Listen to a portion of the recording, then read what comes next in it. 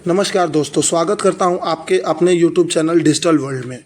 दोस्तों, बात करने वाले हैं बिहार सक्षमता परीक्षा 2024 में कैसे ऑनलाइन अप्लाई करें। स्टेप बाय स्टेप मैं आपको लाइव फॉर्म फिल करके बताऊंगा ताकि आपको फॉर्म फिल करने में किसी तरह की परेशानी ना हो। तो इसके लिए देखेंगे फ्रेंड्स कि इसका ऑफिशियल नोटिस जारी कर दिया गया है। इसमें कितने प्रकार के विषय हैं और इसका अंतिम तिथि 4 मई 2024 निर्धारित किया गया है। अगर आप इसमें अप्लाई करना चाहते हैं तो आप मेरे डिस्क्रिप्शन में जाकर डायरेक्ट इस पेज पर आ सकते हैं। अगर आपको प्रैक्टिस सेट भी चाहिए तो इसके जो इम्पोर्टेंट्स लिंक है इसमें आप देख सकते हैं, ऑप्शन दिया गया है प्रैक्टिस टेस्ट लिंक का। आप उस पर क्लिक करके उस पर देख सकते हैं। हम अभी आ चुके हैं BSEB के सक्षमता परीक्षा के मेन वेबसाइट पर। इसमें कि आप देख सकते हैं, इसमें हमको न्यू रजिस्ट्रेशन पर जाना होगा और पहले एक नया ID क्रिएट करना पड़ेगा न्यू रजिस्ट्रेशन पर जाके। अब जैसे ही हम लोग न्यू रजिस्ट्रेशन पर क्लिक करेंगे हमारे पास एक नया इंटरफेस खुल के आ जाएगा साइन अप लिख के। इसमें आप देख सकते हैं, इसमें आप पहली बार आप अगर आपने रजिस्ट्रेशन कर लिया है तो आप सीधे लॉगिन पे जाके लॉगिन कर दीजिएगा। रजिस्ट्रेशन नहीं किया है तो इसमें आप रिक्वायरमेंट देखिए, फर्स्ट नेम मांग रहा है, मिडिल नेम मांग रहा है और लास्ट नेम मांग रहा है। तो फर्स्ट नेम आपका जो भी होगा आप डाल दीजिएगा, और मिडिल नेम जो भी होगा डाल लीजिएगा और लास्ट नेम जो भी होगा डाल लीजिएगा। जैसे कि हम लोगों ने डाल लिया और मिडिल नेम हमारा नहीं है तो लास्ट नेम में ही कुमार डालेंगे। और आप फिर ईमेल आईडी, आप इसमें अपना ईमेल आईडी जो भी होगा, फ़ोन नंबर और इसमें पासवर्ड डाल लेंगे। पासवर्ड आपको कैसे बनाना है वो लिखा हुआ है उसमें, और आप पासवर्ड और कंफर्म पासवर्ड पे डाल देंगे। और फिर जब आप रजिस्टर कीजिएगा तो OTP का ऑप्शन आएगा। हम भर लेते हैं फॉर्म को वैसे ही।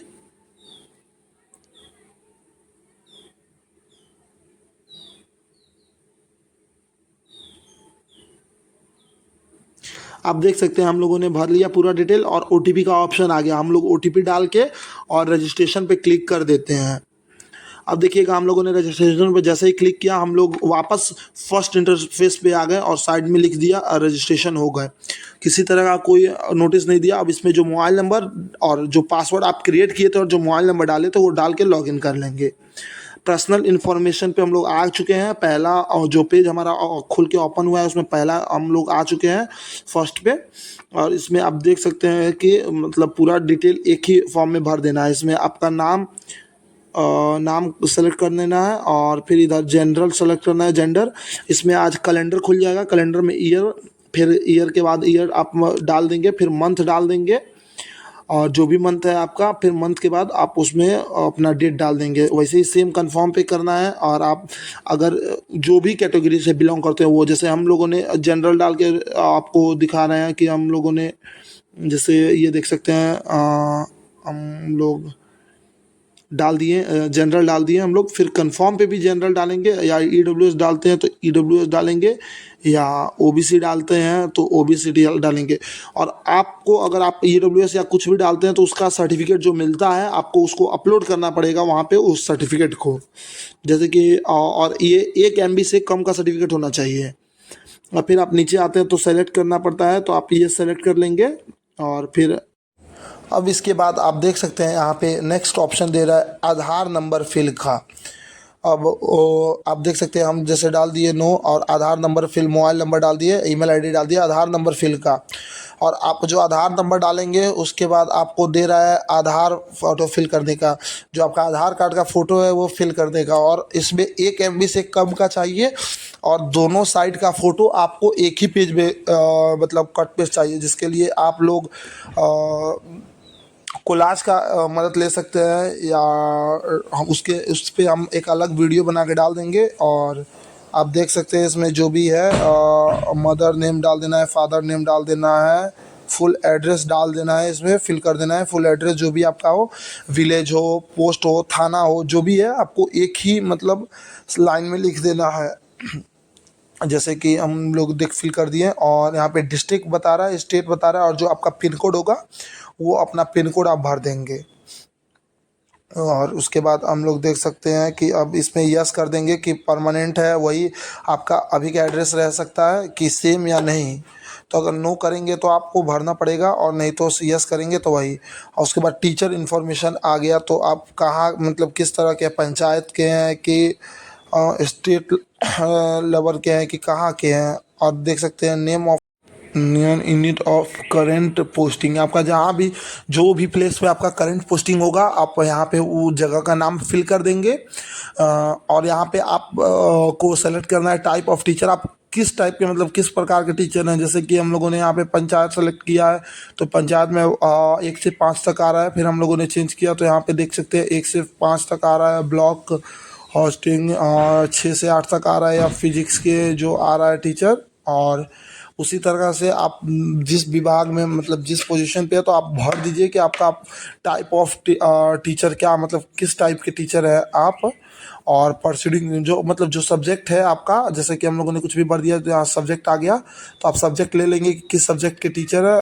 दोस्तों सब्जेक्ट भरने के बाद जो आपका जो रिकमेंडेशन लेटर होता है उसका जो नंबर होता है वो भर देंगे। और उसके बाद जो आपका डेट है उस वो भर देंगे। और उस लेटर का आप उसका जो फ़ोटो होता है वो सबमिट कर देंगे। स्कूल डिटेल भर देंगे कि मतलब कौन से स्कूल में भी आप काम कर रहे हैं, नेम करंट स्कूल का नेम पूछ रहा है, आप किस स्कूल से ज्वाइनिंग किए थे।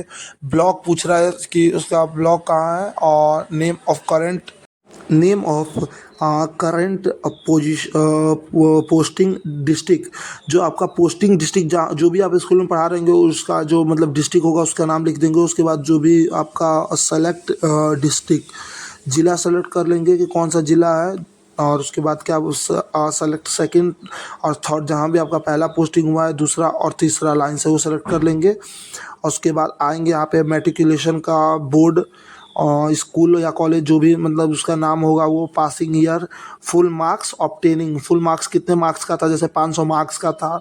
और उसके बाद आपको कितना ऑब्टेन हुआ है या 700 नंबर का था उसमें से आपको कितना मिला है वो डाल देंगे। और उसके बाद जो फिर उसके बाद डाल देंगे कि आप फर्स्ट डिवीज़न आए हैं या सेकंड आए हैं या थर्ड आए हैं वो डाल देंगे।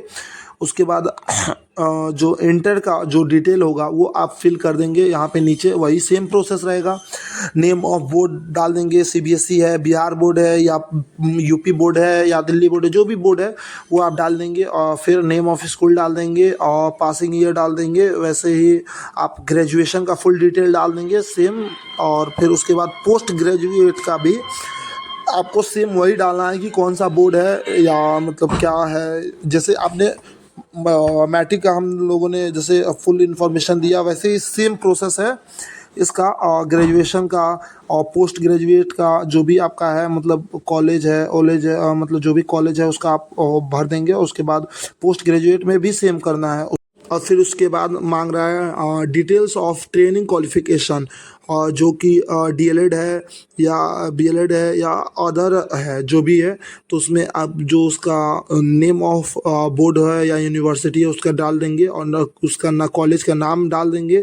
पासिंग ईयर, फुल मार्क्स आपको सेम ये भरना है या कोई अदर है तो वहाँ पे जो भी है उसका डाल के और फिर वही सेम प्रोसेस करना है। फिर उसके बाद आएंगे तो details of teacher eligibility test जो है, जहाँ सीटेड है पहला तो पेपर इसमें पूछ रहा है आपने पेपर दिया है फर्स्ट और सेकंड। ईयर पूछ रहा है कि आपने कौन से ईयर में टेस्ट दिया, रोल नंबर, सर्टिफिकेट नंबर और क्वालिफाइड है यस या नो आप डाल देंगे। और उसके बाद पूरा ऐसे ही भरेंगे। सीटेड का भी वही है सेम, आपने कब दिया पेपर, कब दिया बीटेड का भी यही है। और उसके बाद तो दोस्तों उसके बाद अगर आपने एफिशिएंसी टेस्ट भी दिया हुआ है तो आप उसका पूरा डिटेल भर देंगे कि आपने कब दिया है, पास है कि नहीं है। और ये जब पूरा डिटेल भरने के बाद टीचर एलिजिबिलिटी टेस्ट पूरा भरने के बाद आप देख सकते हैं इसमें अदर का भी ऑप्शन है। अगर आपने कोई और एलिजिबिलिटी टेस्ट दिया हुआ है तो आप उसमें भर देंगे। अब आ गए फ़ोटो और सिग्नेचर, लास्ट जो और फाइनली प्रोसेस है फ़ोटो और सिग्नेचर अपलोड करने के लिए। तो इसमें आप देख सकते हैं साफ साफ लिखा हुआ है फ़ोटो और कितने एमबी का होना चाहिए और कैसा फ़ोटो होना चाहिए। और जिसके कारण आप इसको 20 एमबी से 100 एमबी तक का फ़ोटो होना चाहिए, ना उससे कम होना चाहिए ना उससे ज़्यादा होना चाहिए। और सिग्नेचर भी 10 एमबी से लेके 50 एमबी तक होना चाहिए। तो और उसके बाद दोस्तों तो उसके बाद हम लोग इसको अलाउ कर देंगे जो आई एम कन्फर्म पे, और फिर उसके बाद नेक्स्ट क्लिक कर देंगे। नेक्स्ट क्लिक करने के बाद दोस्तों उसके बाद हम लोग नेक्स्ट पे क्लिक कर देंगे, और आप देख सकते हैं कि हम लोगों ने स्टेप बाय स्टेप पूरा डॉक्यूमेंट फिल कर दिया है। अब इसके बाद लास्ट हम लोग का प्रोसेस बचता है पेमेंट प्रोसेस। आप देख सकते हैं कि हम लोगों ने पूरा डिटेल आपका शो करने लगा। अगर आपको इसमें आप इसको अच्छे से रीड कर लेंगे, अगर कोई मिस्टेक होता है तो आप या तो एडिट डिटेल पे क्लिक कर देंगे, और कोई मिस्टेक नहीं है तो पेमेंट पे क्लिक कर देंगे, और नहीं तो प्रिंट पे। और दोस्तों आपको एक और बात बता दूं कि अगर आप इसमें पेमेंट पे क्लिक कर देते हैं तो उसके बाद आप इसमें कोई भी सुधार नहीं कर सकते। अगर कोई भी मिस्टेक या कोई भी गलती हुआ तो आप उसको सुधार नहीं कर सकते हैं। अब हम सिर्फ आपको बताने के लिए ये प्रोसेस किए थे, हमको ये फॉर्म नहीं भरना था, मगर अब फिर भी आपको बता देते हैं। देखिए जैसे पेमेंट पे क्लिक किया तो 1100 रुपये का हम लोग को पेमेंट लग रहा है। इसमें पेमेंट चार्जेस 1100 रुपये लग रहे हैं। और इसको जब हम लोग पे करते हैं तो इसमें देखिए हम लोग आ गए हैं। आप क्रेडिट कार्ड पे क्लिक किए तो क्रेडिट कार्ड अगर आपके मतलब कार्ड आपके पास है तो कार्ड से कीजिए, नहीं तो नेट बैंकिंग है तो नेट बैंकिंग, और नहीं तो स्कैनर से कर लीजिए, और नहीं तो यूपीआई आईडी से कर लीजिए। आप जैसे भी सूटेबल हैं वैसे आप अपना पेमेंट कर सकते हैं। तो दोस्तों फाइनली आप पेमेंट कर देंगे तो उसके बाद आपका फॉर्म अप्रूव हो जाएगा। आपका फॉर्म आप रेडी हो जाएंगे, आपका पूरा फॉर्म फिलअप हो जाएगा। हमने आपको स्टेप बाय स्टेप आपको पूरा फॉर्म फिलअप करने का बताया कि कैसे फॉर्म फिलअप किया जाए, क्या है क्या नहीं प्रोसीजर इसका। आप देख सकते हैं कि इसमें जो नोटिफिकेशन दिया हुआ है अलग अलग सब्जेक्ट के बारे में, ये इसका पूरा ऑफिशियल नोटिफिकेशन है, जो इसको आप आराम से पढ़ लें। और उसके बाद आप जो भी मॉक टेस्ट देना चाहें या प्रैक्टिस टेस्ट भी है वो दे सकते हैं, अगर आप देना चाहें तो। स्टार्ट करेंगे तो अभी नहीं आ रहा है तो इसीलिए, नहीं तो उस टाइम आ जाएगा। और दोस्तों thank you for watching digital world. Thank you.